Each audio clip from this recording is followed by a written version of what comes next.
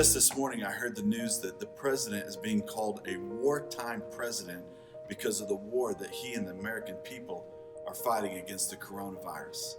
I can certainly understand their take. This is a war. In Exodus 17, Moses and God's people found themselves fighting a war against a hostile nation. It's an intriguing story because on the one hand, you have an experienced, ruthless army, and on the other hand, you have God's people who are shepherds, former slaves, women, children, the elderly, all being led by an old man with a white beard, Moses. As Moses watched the battle, as long as he kept his hands up, the shepherds and former slaves were winning, but when he lowered them, they began to lose. They were only winning while Moses kept his hands up. The symbolism here is off the charts. As Moses kept his hands up in a posture of worship unto God, God covered his people with victory over the enemy.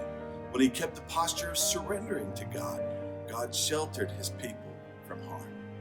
Afterwards, Moses declared another name for God, Jehovah Nissi. God is my banner. God is the banner who covers me when the enemy attacks. God is my banner who shelters me from harm. We're fighting a war right now. It's a war against all of us, the elderly, women, children, employers, employees. It's a war all of us are unprepared to fight. But don't forget, God is our banner, who covers us and shelters us from harm. Let's call out to Jehovah Nissi. Let's call on Jesus. Let's lift our hands and worship him, surrender to him, and let him fight our battles. I'm Pastor Lindy Carnett, and this has been the Restoration Moment.